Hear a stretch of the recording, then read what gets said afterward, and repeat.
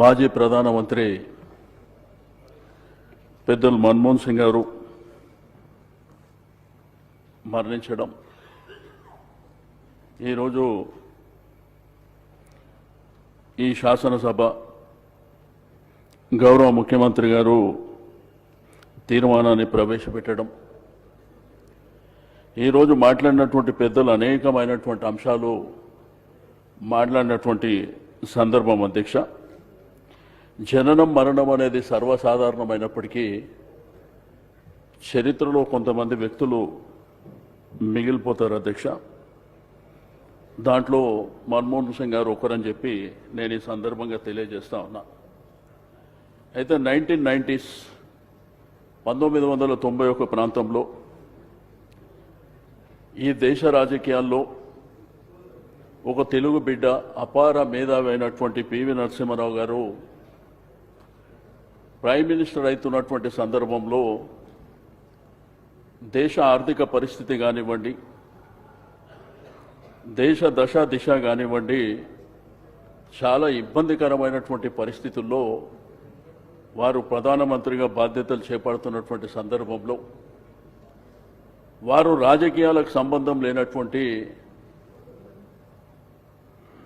ఒక అపర మేధావి, బాగా చదువుకున్నటువంటి వ్యక్తే కాకుండా ఒక డాక్టరేట్గా ఆర్థిక శాస్త్రంలో, గతంలో ఆర్బీఐ గవర్నర్గా వివిధ హోదాల్లో పనిచేసినటువంటి వ్యక్తి అయినటువంటి మన్మోహన్ సింగ్ గారిని తీసుకొచ్చి ఫైనాన్స్ మినిస్టర్ చేయడం, వారు ప్రవేశపెట్టినటువంటి ఫస్ట్ బడ్జెట్లోనే ఈ దేశ ఆర్థిక పరిస్థితి, బట్ ఆ రోజు దేశ పరిస్థితి చూసి అధ్యక్ష, మనకు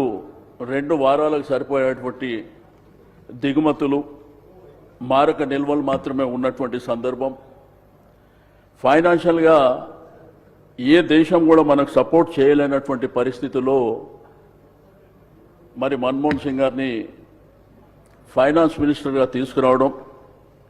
వారు ప్రవేశపెట్టినటువంటి బడ్జెట్లోనే వారు అనేకమైనటువంటి, అంటే ఈరోజు మనకు లిబరలైజేషన్, ప్రైవేటీకరణ, ప్రపంచీకరణ అనేటువంటి 3 సూత్రాలని, ఈ దేశ ఆర్థిక పరిస్థితి, పేద బడుగు బలహీన వర్గాలకు సంబంధించినటువంటి అనేకమైనటువంటి అంశాలలో ఈరోజు ఐటీ రంగంలో కానివ్వండి,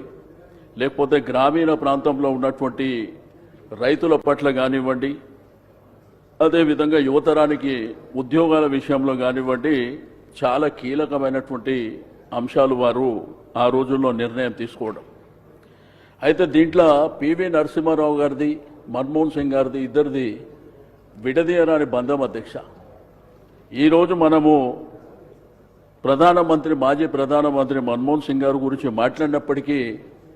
వారిని వెన్నుతట్టి నడిపించినటువంటి పివి నరసింహారావు గారిని కూడా మరవలేనటువంటిదని నేను ఈ సందర్భంగా తెలియజేస్తూ, మరి వారు మన మధ్య లేకపోవడం, వారు మరణించడం బాధాకరమైనప్పటికీ ఈరోజు ముఖ్యమంత్రి గారు ప్రవేశపెట్టినటువంటి మరి తీర్మానంలో వారికి భారతరత్న ఇవ్వాలని, ఎందుకంటే ఈరోజు ఈ దేశంలో రిఫార్మ్స్ తీసుకురావడం మూలాన ఈరోజు దేశ స్థితిగతులు మారడమే కాకుండా ప్రపంచ దేశాల్లో ముందు కూడా మనం బలంగా నిలబడడానికి కారణమైనటువంటి వ్యక్తికి మరి భారతరత్న ఇవ్వడం అనేది అత్యంత అవసరమైనటువంటి సందర్భం అధ్యక్ష. అదేవిధంగా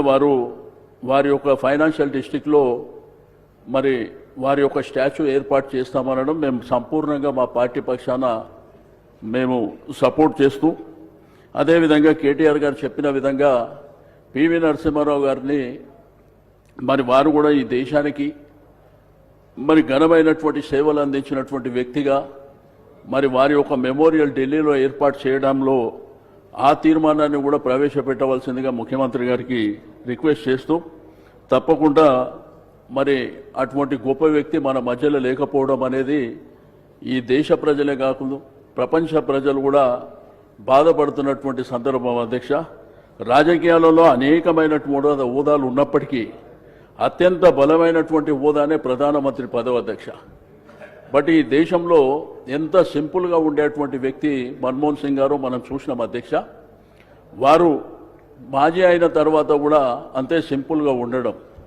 పివి గారిని చూసినప్పుడు కూడా మనకు అదే విధమైనటువంటి అభిప్రాయం ఉంటుందని చెప్పి నేను ఈ సందర్భంగా తెలియజేస్తూ,